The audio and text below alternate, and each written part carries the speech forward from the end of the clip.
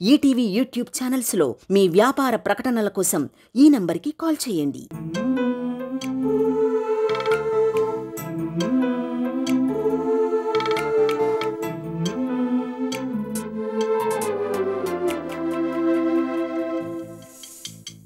ఓ విధి విచిత్రాల నిధి,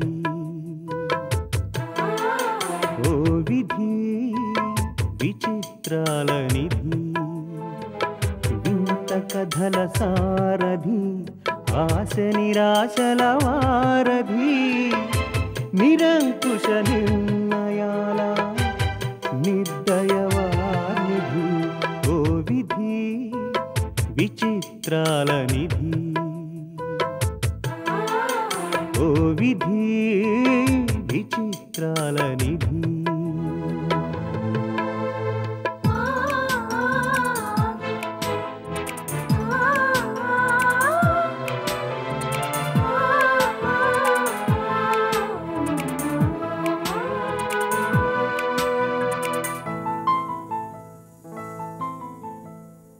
అన్నీ ఉన్నాయనిపిస్తూనే అందకుండా చూస్తావు, సంపదలెన్నో ఇచ్చి సంతోషం మాత్రం దాచేస్తావు, కోరికలని ఉరి తీయాలని నీకెంతో ఉబలాటం, ప్రాణాలతో చెలగాటం నీకు చేతివాటం, ఓ విధి విచిత్రాల నిధి, ఓ విధి విచిత్రాల నిధి.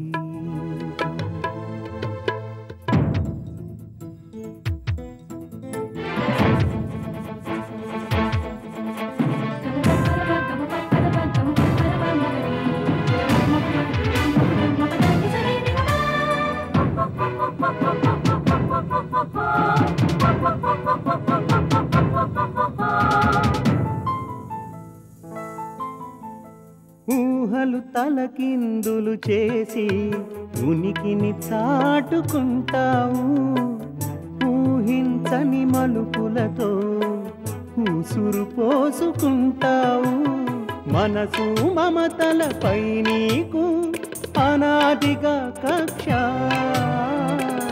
నీ చేతిలో మనిషికి మనుగడే ఓ పరీక్ష, ఓ విధి విచిత్రాల నిధి, ఓ విధి విచిత్రాల నిధి.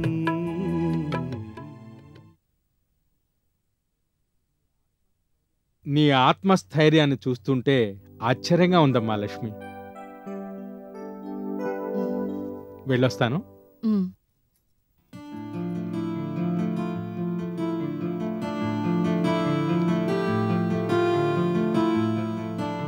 ఇలా అంటున్నానని మరోలా అనుకోకు లక్ష్మి. ఏమిటి మొండి ధైర్యం? మొండి ధైర్యం అనే మాట బదులు గుండె ధైర్యం అని అనుంటే సంతోషించేదాన్నాయా. అయినా నీకింత ధైర్యం ఏమిటో ఎక్కడ్నించొచ్చిందో అర్థం కావడం లేదు.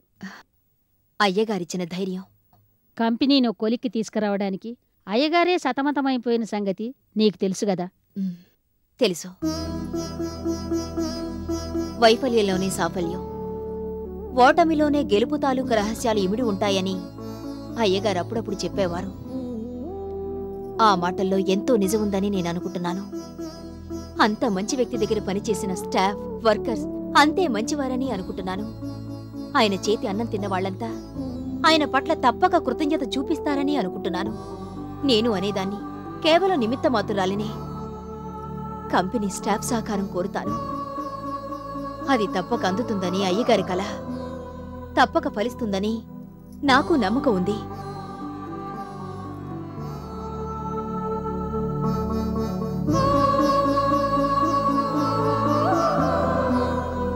ఇన్నాళ్ళంటే నారాయణరావు గారు బతుకున్నారు కాబట్టి ఇవాళ కాకపోతే రేపైనా కంపెనీకి మంచి రోజులు వస్తాయని ఆశతో బతికాం. ఇప్పుడు ఆశ కూడా అణగారిపోయింది. రౌతు కొద్దీ గుర్రం అన్నారు పెద్దలు. ఇప్పుడు ఆ మహాతల్లి గనక వస్తే ఇప్పుడున్న ఈ కాస్త నీడ కూడా పోతుంది. అందుకే దీపం ఉండగానే ఇల్లు చక్కదిద్దుకోవటం అవసరం అనిపిస్తుంది. మొదటి నుంచి ఇదే మాట నేను చెప్తూ వస్తున్నాను. ఒక్కలైనా పట్టించుకున్నారా? ఇవాళ పట్టించుకుంటున్నాగా. పట్టించుకున్నారులే, చేతులు కాలేక ఆకులు పట్టుకున్నట్టు. ఇప్పటికైనా తొందరపడి మనం వేరే చోట పని చూసుకోవటం మంచిది. ఏమంటారు? అనేదేముంది, అదే కరెక్ట్. అవును. అదిగో రాజుగారు వస్తున్నారు. ఆయనకు కూడా ఒక మాట చెప్తే బాగుంటుంది.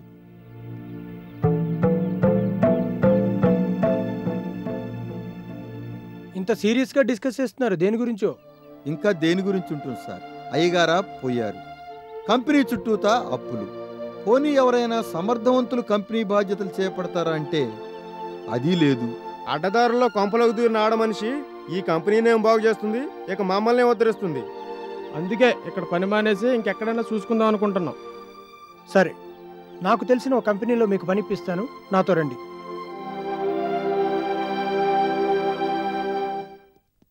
ఆయన పోవడంతో ఈ కంపెనీతో మనకి రుణం తీరిపోయింది అనుకుందాం. హలో,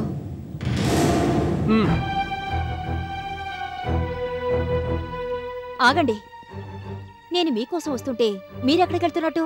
గాడిదలు కాయడానికి. నేను మీతో మాట్లాడడానికి వచ్చాను. మీకు మాకు ఏ సంబంధం ఉందని మాట్లాడతారు? కార్మిక యాజమాన్య సంబంధం. మేము కార్మికుల మంద నిజమే, కానీ మీరు మా యజమాని కానే కాదు. మా యజమాని నారాయణరావు గారు. ఆయన చనిపోతూ ఈ కంపెనీ బాధ్యతని నాకు అప్పగించారు. మీరు నాతో సహకరిస్తే జీవోత్సవంలో పడున్న మన కంపెనీకి మళ్ళీ ప్రాణప్రతిష్ఠ చేయొచ్చు. ఈ కంపెనీ మాది, మా కష్టార్జితం. చీమలు పెట్టిన పుట్టల్లో పాములు దూడడం మేము సహించాం. మిస్టర్ రాజు, మీరైనా వాళ్ళకి నచ్చ చెప్పండి. నచ్చ చెప్పడానికి బుజ్జగించడానికి వీళ్ళేం పసిపిల్లలు కాదండి. అహోరాత్రులు ఈ కంపెనీ కోసం శ్రమిస్తున్న శ్రామికులు, కన్నతల్లి కన్నా మిన్నగా ఈ కంపెనీని గౌరవిస్తున్న కార్మికులు. అందుకే ముందుగా వీళ్లతో మాట్లాడడానికి వచ్చాను. ఏమిటమ్మా నువ్వు మాతో మాట్లాడేది?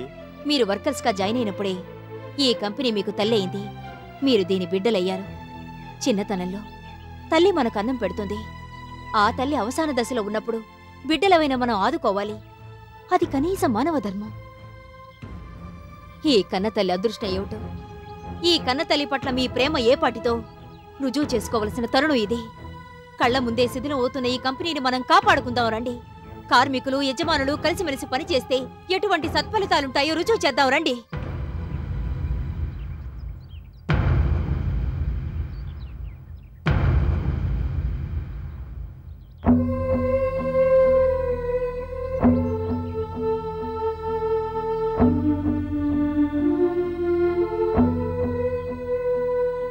పదండి.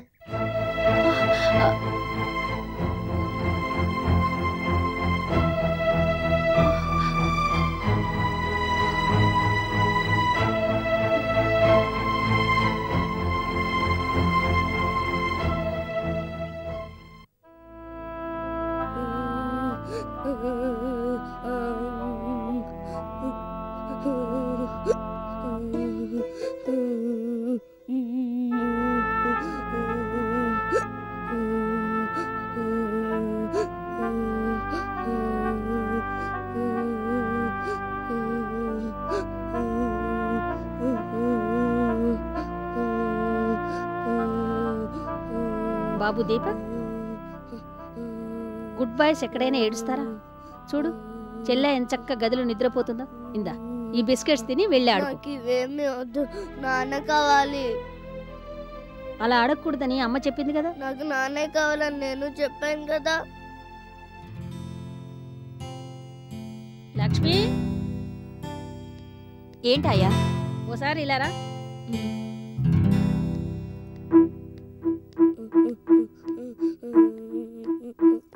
దీపక్ చూడు, నాన్న కావాలని ఏడుస్తున్నాడు.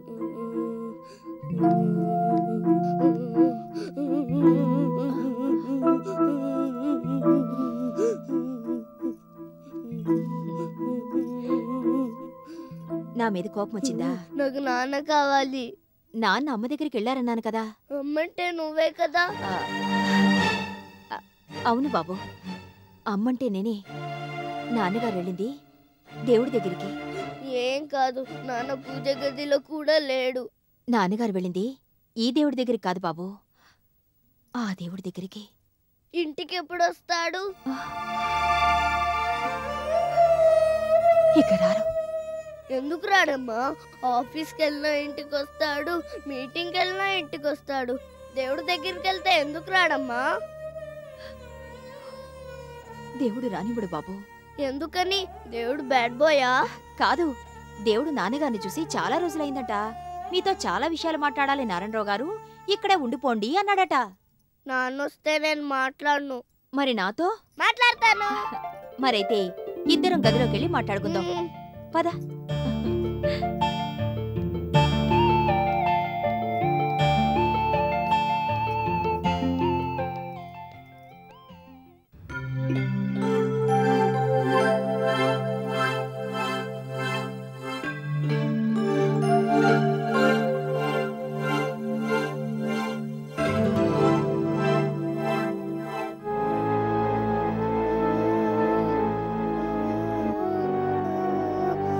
గౌరీ, గౌరీ, ఏంటమ్మగారు? భార్గవి ఏడుస్తున్నట్టుంది, వెళ్ళి చూడు. అలాగే అమ్మగారు.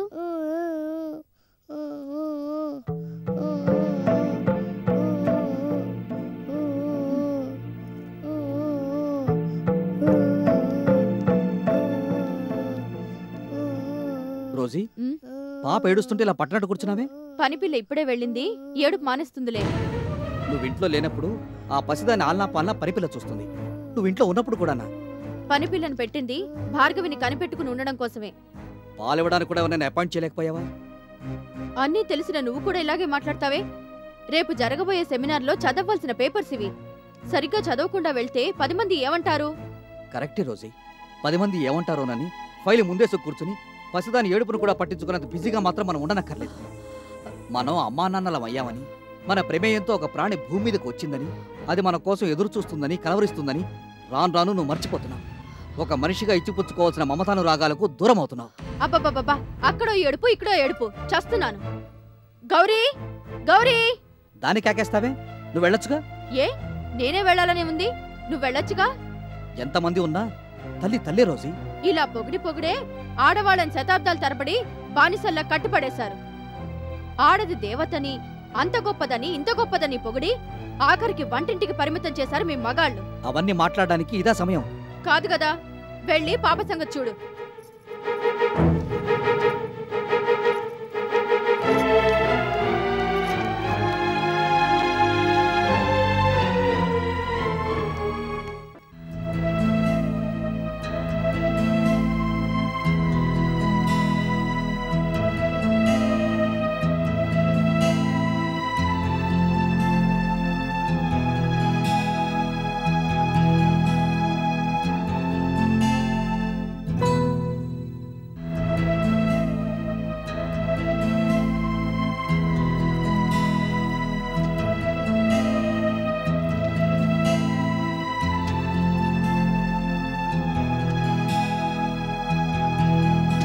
ఇవన్నీ కట్టకట్టి ఎక్కడైనా పెట్టేయమ్మా. అదేమిటి లక్ష్మి? ధైర్యం ఉండాలి గాని అది మొండి ధైర్యం కాకూడదని, కాన్ఫిడెన్స్ ఉండాలి గాని అది ఓవర్ కాన్ఫిడెన్స్ కాకూడదని నాకు బాగా అర్థమైంది. కంపెనీ స్టార్ట్ చేయాలన్న ఆశతో తయారు చేసుకున్న ఫైల్స్ ఇవి. ఇక వీటితో పని లేదు. వెతికి నాకు కనిపించిన చోట ఎక్కడైనా పెట్టే. బహుశా నువ్వు ఇప్పుడు మాట్లాడాల్సిన మాటలు ఇవి కాదనుకుంటాను. నేనేమిటో, నా తాహతేమిటో తెలుసుకోకుండా ఇప్పటికే చాలా పెద్ద పెద్ద మాటలు మాట్లాడానాయమ్మా. చెప్పాను కదా, వర్కర్స్ స్టాఫ్ నాకు వ్యతిరేకంగా ఉన్నారని. వాళ్ల సహాయ సహకారాలు లేకుండా నేనేం చేయగలను? ఏమీ చేయలేను. ఓటమిని ఒప్పుకోవడం తప్ప. నీతో మాట్లాడాలని స్టాఫ్ మెంబర్స్, వర్కర్స్ అందరూ వచ్చారు. కింద హాల్లో వెయిట్ చేస్తున్నారు. అలాగా, బహుశా జీతం బకాయిలు చెల్లించమని అడగడానికి వచ్చారేమో.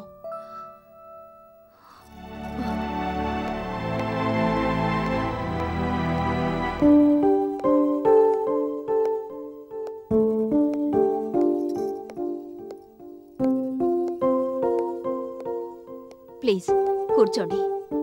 తెలిసి గాని తెలియక గాని తప్పుగా మాట్లాడుంటే నన్ను క్షమించమని మనస్ఫూర్తిగా మీ అందరినీ కోరుకుంటున్నాను. మమ్మల్ని క్షమించవలసిన వారు మీరే మేడం. అవును మేడం.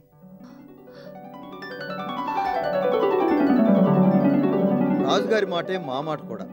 ఏమంటారు? అవును. నిన్న మీరు మాట్లాడి వెళ్ళాక స్టాఫ్ అంతా సమావేశమయ్యాం. మీ మాటల్లోని మంచి చెడు మేమంతా డిస్కస్ చేసుకున్నాం. మీరు చెప్పినట్లు కంపెనీ కన్నతల్లి. కాకపోతే జన్మనిచ్చిన తల్లి మనం పసివాళ్ళుగా ఉన్నప్పుడు మనకు అన్నం పెడుతుంది.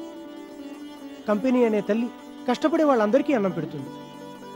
తిన్నంతకాలం హాయిగా ఆనందంగా ఆ తల్లి చేతి ముద్ద తిన్నాం. ఇప్పుడు అవసాన దశలో ఉన్న ఆ తల్లికి అన్నం పెట్టి ఆదుకోవడానికి మేమంతా సిద్ధంగా ఉన్నాం. రాజుగారి మాటే మా మాట కూడా. అవును అవును. పెద్దయినే మీ రూపంలో బతుకున్నారని అనుకుంటున్నాం. మా పెద్ద దిక్కు మీరే అనుకుంటున్నాం. మీరు ఆఫీస్కి రావాలి. మళ్ళీ మన కంపెనీ పని ప్రారంభించాలి. అందుకు మా వంతు సహకారం మేము అందిస్తాం. ఫ్యాక్టరీకి ఆదాయం వచ్చేంత వరకు జీతాలు కూడా అడగమని మాట ఇస్తున్నాం. అవును మేడం.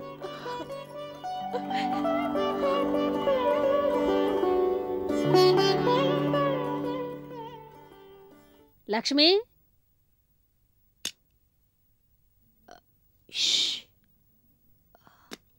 పిల్లలు ఇప్పుడే నిద్రపోతున్నారు. కూర్చో.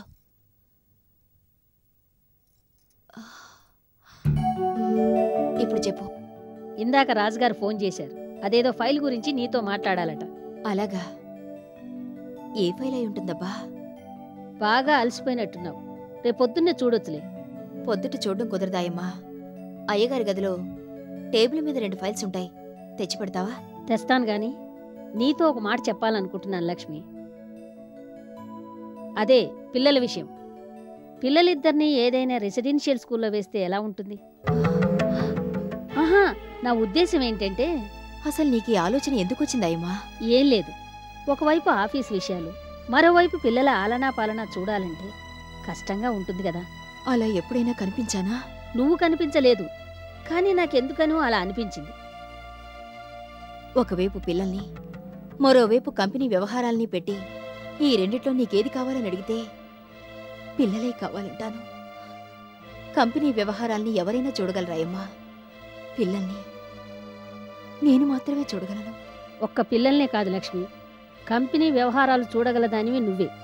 పిల్లల్ని కంపెనీని సమానంగా చూస్తూ వచ్చారు అయ్యగారు.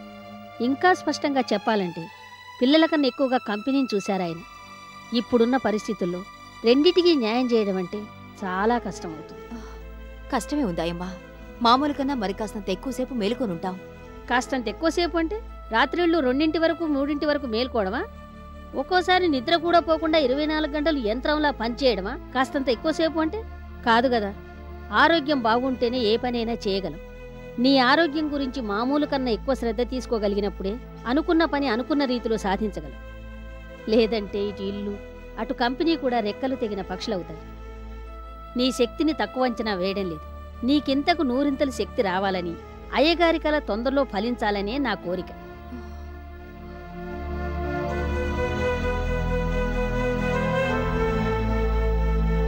నీకు తెలుసు కదా, పిల్లల్ని వదిలి నేనుండలేనాయమ్మా. నువ్వు రాకముందు వాళ్ళ ఆలనా పాలనా చూస్తున్నదాన్ని. నేను మాత్రం వాళ్ళని విడిచి దూరంగా ఉండగలనా? చేస్తున్న పని మీద ఏకాగ్రత అవసరం. పిల్లలు ఎదురుగా ఉంటే వాళ్ల గురించి ఆలోచిస్తావే తప్ప కంపెనీ గురించి పెద్దగా పట్టించుకో. ఈరోజు నీ మీద కొన్ని 100 మంది స్టాఫు, వర్కర్సు కోటి ఆశలు పెట్టుకుని ఉన్నారు. నువ్వు ఇదివరకటి లక్ష్మి కాదు లక్ష్మి. ఆయా ఎందుకు ఇలా చెప్తున్నదని ఒక్కసారి స్థిమితంగా ఆలోచిస్తే నా మాటలు సమంజసమేనని నువ్వే అంటావు. ఆ స్కూళ్ళు, ఆ వివరాలు నాకు పెద్దగా తెలియవాయమ్మా. అవన్నీ నాకు రాజుగారికి వదిలేయి. నువ్వు గనక ఊ అంటే మిగతా ఏర్పాట్లన్నీ మేం చూస్తాం. ముందు ఆ స్కూలు, వాతావరణం, భోజనం ఇలాంటివన్నీ నేను చూడాలి. చూడ్డం ఒకటే కాదు, అన్ని విషయాల్లో నీకు తృప్తికరంగా ఉండే స్కూల్లోనే చేర్పిద్దాం. సరే, నన్ను కాస్త ఆలోచించుకొని. సరే, ఫైల్స్ ఏవో కావాలని అడిగావు కదా, వెళ్ళి తీసుకొస్తా.